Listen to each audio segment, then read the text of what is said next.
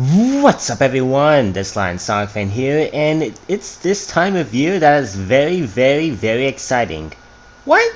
You think I'm talking about the holidays? No, it's Call of Duty time, baby. And with Call of Duty Black Ops Cold War only 2 weeks away from releasing, I think it's time we took a look back on Treyarch's Call of Duty Black Ops series.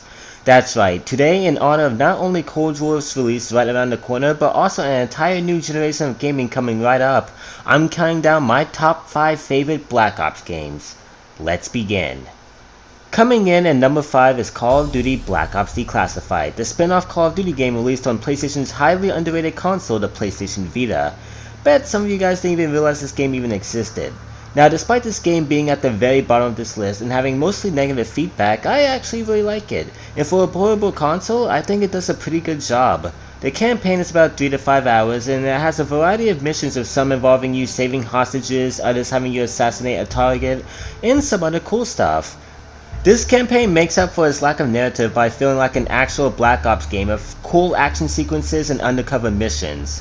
The multiplayer is basically a heavily watered down Black Ops 1 multiplayer with smaller maps and limited customization, however it's still a fun distraction.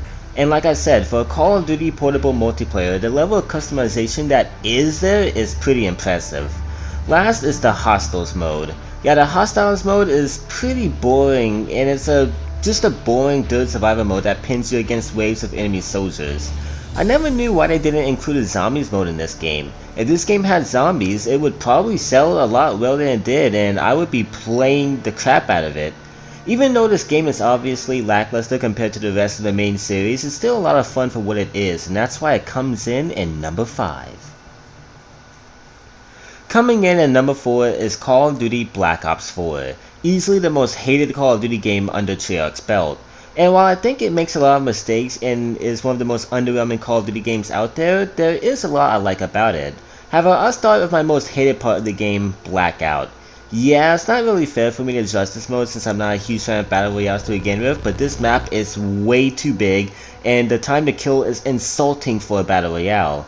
The only thing remotely interesting about this mode is the story that came out of it, what with the archetypes, Savannah's plan, and the interesting backstory to each of our main specialists. However, maybe we could have explored all of that deeper had this game had a freaking campaign.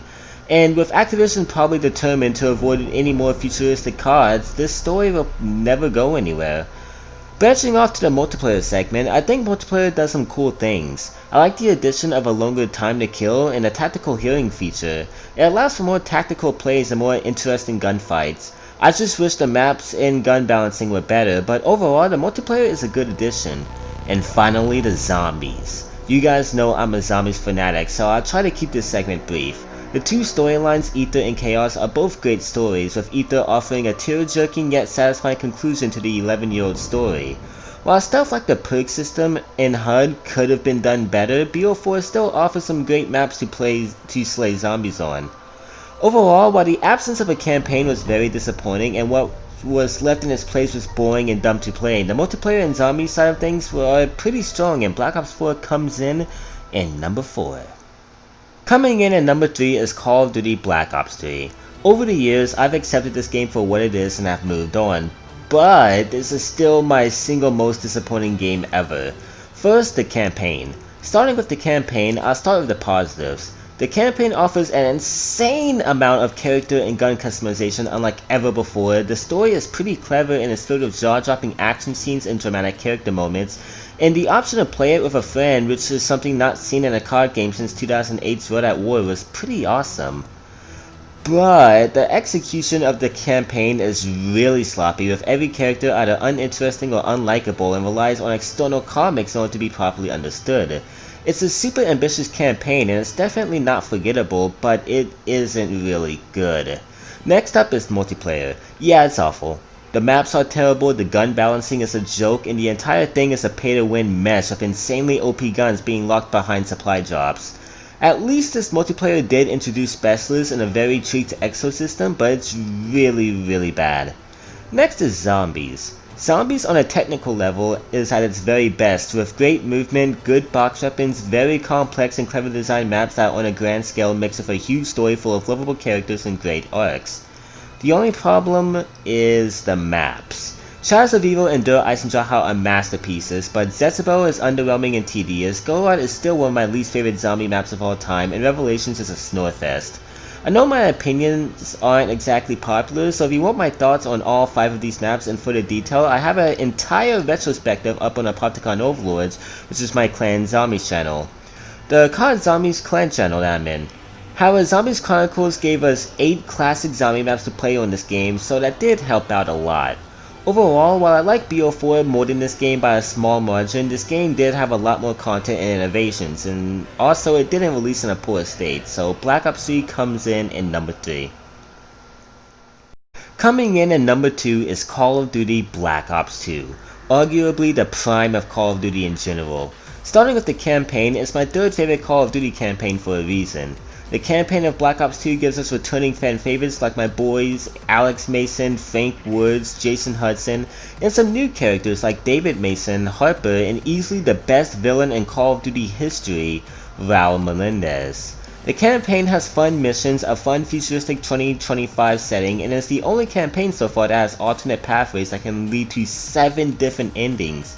And it was the first campaign that, to my knowledge, allowed for customization. Second, multiplayer. My favorite Call of Duty multiplayer as well. All of the maps are great and the balancing of weapons is perfect. That's really all that I need to enjoy multiplayer. The zombies. Yeah, this is the only thing that holds down Black Ops 2 in my opinion. The first 2 maps are terrible, Mob is a masterpiece, Buried is alright, and I'm not a huge fan of Origins. That's 1 really good map, 1 okay one, and 3 I just don't like. Suffice to say, I just don't like the zombie season all that much, but the game is still one of the best Call of Duty games ever made, and it's one of my favorite games ever made, and it comes in at number 2. Coming in at number 1 is the original Call of Duty Black Ops, the game that started it all. This game, all these years later, is still my favorite Call of Duty game of all time, and it's probably up there at my top 5 favorite video games. It has my favorite campaign in zombies and my second favorite multiplayer. Starting with the campaign, it's simply mind-blowing with tremendous pacing, great action sequences, moments that showcase the true violent nature of warfare, amazing characters that have stuck with us all these years later, stunning revelations and a constantly evolving mystery, and fun missions. This campaign set the bar really high for future Call of Duty campaigns to come. Second, the multiplayer. While not all the maps are great, the ones that are have been insanely memorable, such as Nuketown and Firing Range, and the gun balancing is great for the most part. And the zombies refine the mode in general, with Kino, 5, Call of the Dead, Shank, and Moon all being very enjoyable with cleverly weaving storylines and mysteries throughout. Jesus, what else can I say? This game is a masterpiece and is the definition of a perfect Call of Duty game, and it comes in at number 1. Well, that's it. That was my personal top 5 favorite Call of Duty Black Ops games. Hopefully Cold War will surpass some, if not all of these entries. Anyways, I hope you guys have enjoyed this video. If you have, then please like and subscribe, and as always, I will see you guys next time. Peace everyone.